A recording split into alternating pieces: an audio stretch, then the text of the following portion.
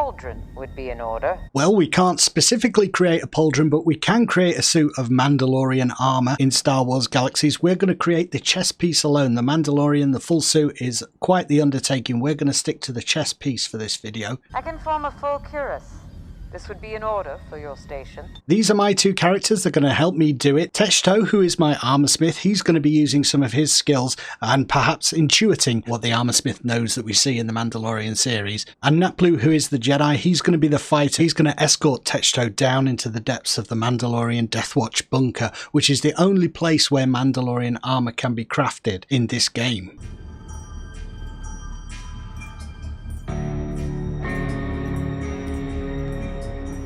Star Wars Galaxies takes place between A New Hope and The Empire Strikes Back, so Boba Fett is still alive in this time period, and he's the one who tells you about the Mandalorian Death Watch Bunker. The first thing you have to do is gain access to Jabba's palace and speak to Boba Fett. There's a long quest series to gain access to Jabba's palace, but there is a quicker way, and I'll put a link to the short quest that will gain you access a lot quicker than the main theme park for Jabba's. It's the Katarn Armor Quest. So check that out if you're in a rush to get in here. Once you've spoken to him, he tells you about the Death Watch Bunker, and then you're going to be able to open the door to get in there. So you have to talk to him first to unlock the entrance. The location of the bunker is on Endor in the far northwest, so it's a long travel to get there. I'll talk you through some of the basic things about the Death Watch Bunker as we approach it. It was actually added pretty early on in the game and was considered endgame content at one time. As the different versions of Star Wars Galaxies came out, the Death Watch Bunker became a little bit easier to contend with, and you can actually get down there and craft a cuirass or whatever piece of armor you like now solo if you have two characters, one who is a crafter and one who is a combat character. It is doable nowadays. The endgame content changed in the later stages of Star Wars Galaxies to being the heroics and some of the Elder Game stuff that they added. That's a lot tougher than the Death Watch Bunker. However, the Death Watch Bunker is still a popular place to come, and it's still dangerous if you're not cautious about what you're doing. You can die fairly quickly here. People come not only to craft the Mandalorian armor, they come to farm loot, so there's a lot of people in here looking for the components that you need to craft the Mandalorian armor. Those are very rare, so people will come down here just to farm those and sell them on the bazaar. I had to do a fair bit of grinding myself to get hold of them. It's the binary liquid and the protective liquid coating that you're looking for, and they have very low drop rates, something like 1%, so you're going to have to do a bit of grinding to get those or pay a lot of money on the bazaar. And we've still got a little bit to do. I need to go down here with Napyet without Techto to start because we need to get some alum minerals. In Star Wars Galaxies, the armor is not created out of Beskar, it's created out of this thing called alum, and these are alum mines. So we have to go down there and get some alum minerals we need for the cuirass. And in order to get into the mines, we need to modify a rebreather. The rebreather drops from the mobs in the Death Watch Bunker and I believe elsewhere in the galaxy, but it won't help us in the alum mines here. We will die. We need to enhance it with an enhanced filter, which I've already got hold of.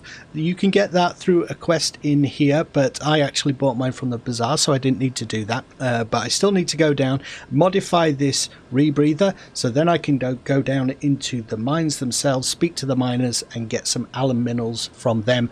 That's the third component that we need in addition to the liquids. And going down first with Napyet to do these little pre-quests is a good time to show you the basic mechanics of the Death Watch Bunker and how you get down there. There are basically 3 doors that you need to get the keys for, and they drop from NPCs that spawn when you try to access the locks of each door.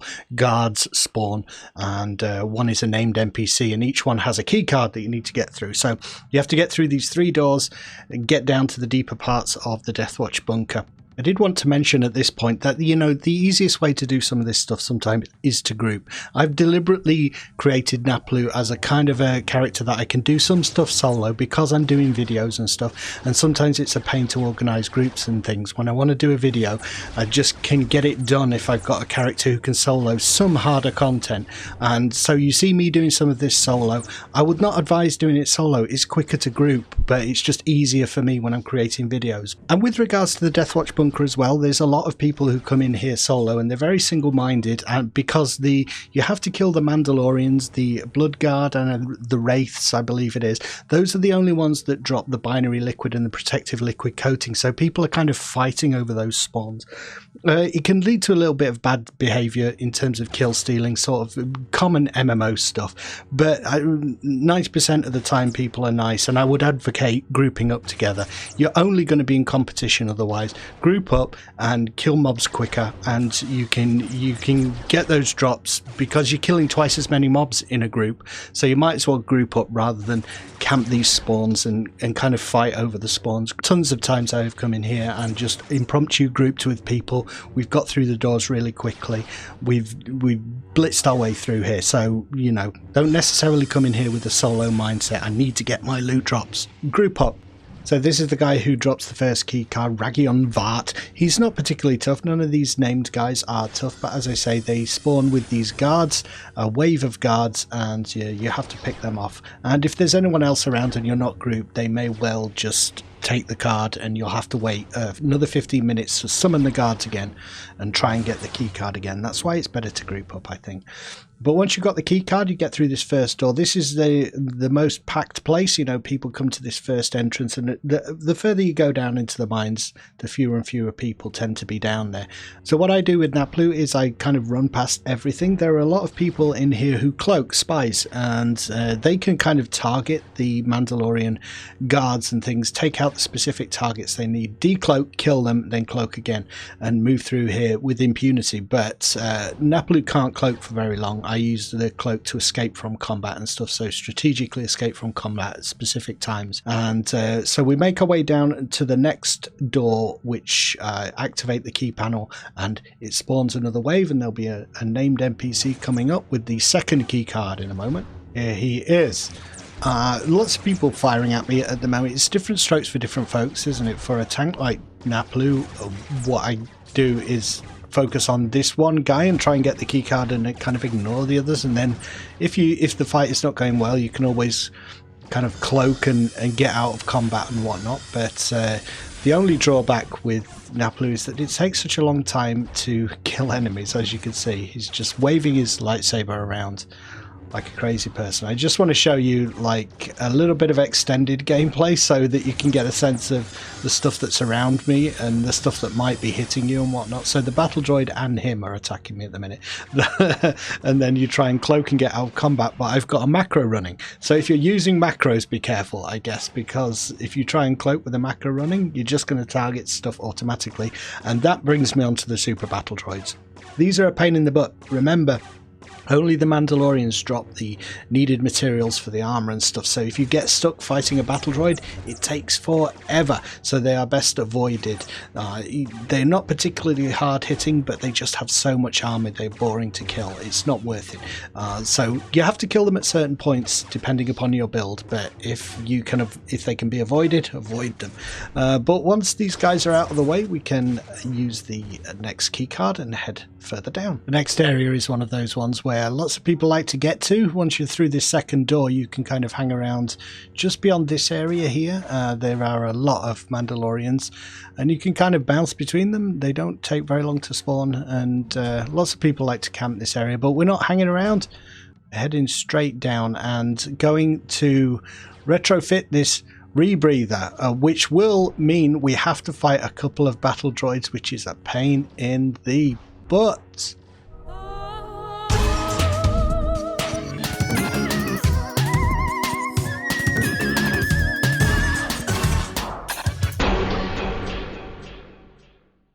Doesn't really matter how you tart it up with music, it's always going to be boring. So I've actually got two of these to do. We augment those rebreathers, and these are going to be used by me. I'll put that on now. I can go down into the mines, and we've got one for Techto as well. So it's just this final key here. They all come down this corridor, and there are actually, our nemesis is on its way again. A ton of battle droids.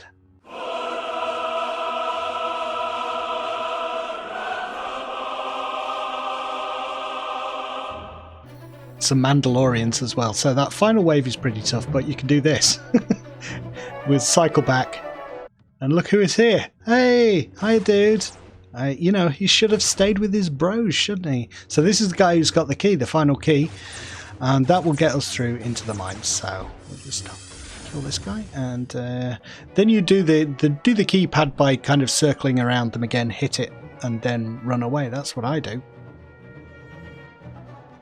So once you're through the mining door, here's the map to the mine. Pretty extensive, isn't it? The foreman that we need to talk to is in the bottom left there, the southwest corner as we're facing it at that point. And he's missing one of his miners. He's worried about him. Holdo, he sends you to find him. And it's not easy. If you're not a cloaker, you have to go through quite a lot of enemies, and it's hard to know where you can cloak and where you can escape sometimes. And the old kind of burst run thing isn't always viable in the mines, because you saw the number of enemies there, so you can't really burst run from one group of enemies and get to a place of safety very easily. So it's a little bit tricky at times, but once you locate Holdo, this is where the part of this quest that's not so great starts. You basically have to go all the way back to the beginning again and get a cure for him. Then you bring it down, cure him. He gives you a dirty battery in return that Japawita says he needs cleaned, so you have to go all the way back again, talk to a Trentwell droid that cleans the battery, take it all the way back down again. So I'm not, and there's no way I'm showing you all of that. It's not one of the most thrilling quests, and to me it kind of smacks of the developers trying to eke out a little bit more content out of an area, having you just running back and forth between it. The final stage is to turn on the water pumps, and at that point the foreman's machinery is working and whatnot, and in return he gives you the alum minerals. Phew! The good thing about this quest though, I mean it's great to have the minerals for your armor, but if you want to, you can come down here and ask for minerals every 2.5 days, so you can keep getting it for your armor creations. But if you don't want that, it's worth doing this quest just so you can come down here and get the minerals, and they sell on the bazaar for about a million and a bit. So every 2.5 days you could come down here and put one of those on the bazaar, make some money. So with all that done, and plus a few days grinding the liquids, we are ready to escort Techto down here. So for this I'm going to be alt-tabbing between two different characters, controlling them both. Basically Naplu clearing the way and Techto following on behind him. Can't do that running, cloaking thing. I've got to clear everything methodically out of the way. Again, quicker in a group, so find some friends to escort your crafter down there. Once you're down here, there are 3 rooms, one for munitions, one for domestics, and one for engineering, and only the corresponding crafter can get in there and craft the armor. There's one more piece that you need for whichever armor piece you're doing. You're going to need bounty hunter armor, which is a loot drop, and it's kind of the foundation, I guess, of the Mandalorian armor. I bought mine from the bazaar rather than grinding those loots.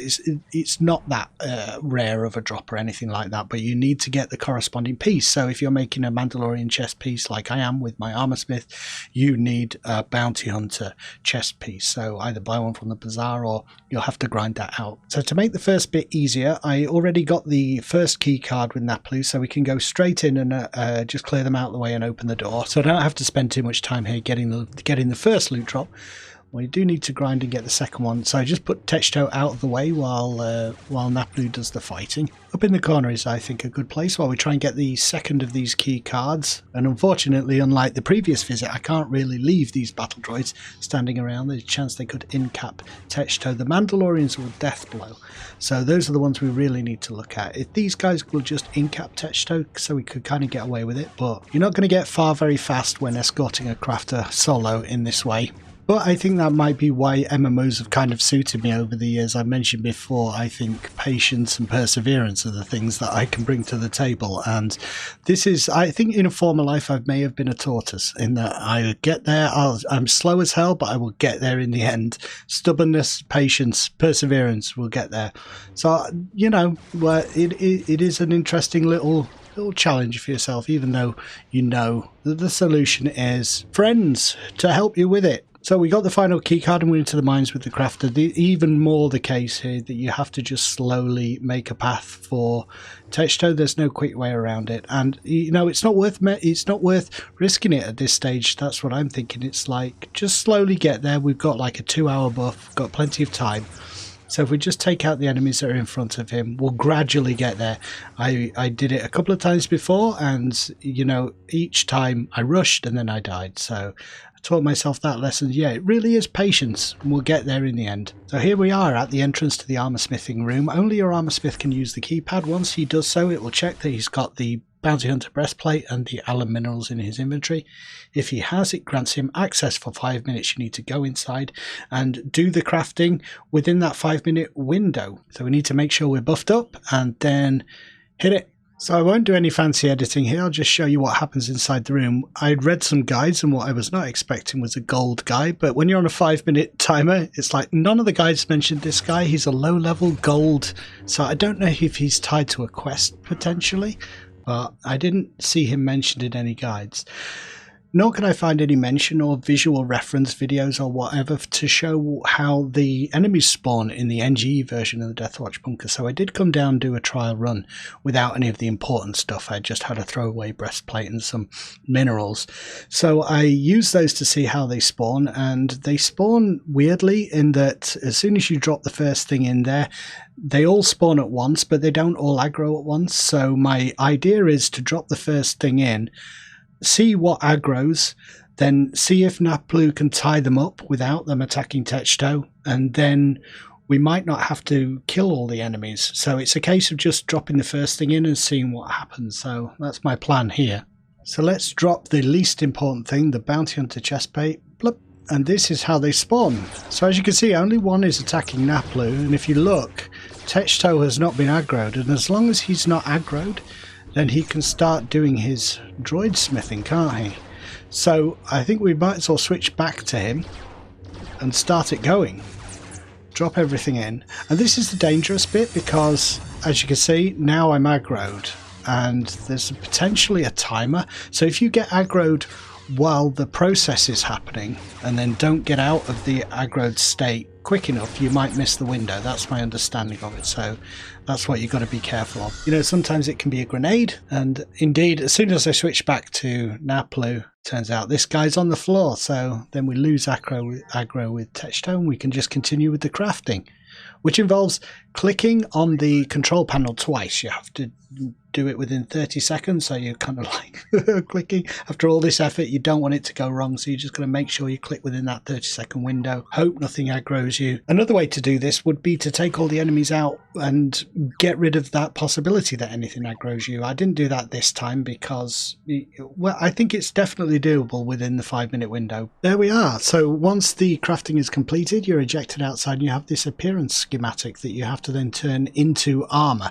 That is a bit of a crafting process, so if you're not familiar with crafting, well, I mean, you need a master crafter to be able to do this, so I'm assuming you are a little bit familiar. So I'm going to head back, we're going to do the final stage of the crafting of the armor. Yeah, cheers, Naplu. Couldn't have done it without you. I'm a little shrimp. Hey, I'm going to look cool in Mando armor with my little antennas.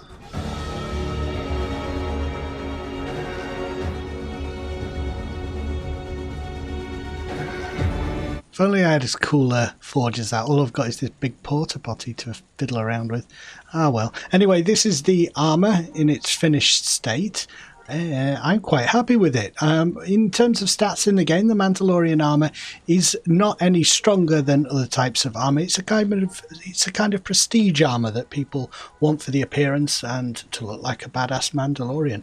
And it really does look badass. You can colour it however you like with a armour colouring kit. I've just done the default colour here. But yeah, it looks kind of nice. If you want to do a full suit, then you're going to have to do this 2 more times with this character, and then another 6 more runs with your domestics and your engineer to get a full suit. So it's a long-term undertaking, and you either need a lot of money or a lot of time. Anyway, I hope you enjoyed this video, crafting the Mandalorian armor. It was a lot of fun to do. I really enjoyed it, and I hope you enjoyed the video. If you did, please like and sub. Do help me out in that way, and leave a comment. Tell me what you thought of the video and whether you're planning to get some Mandalorian armor yourself. All right, take care. Bye.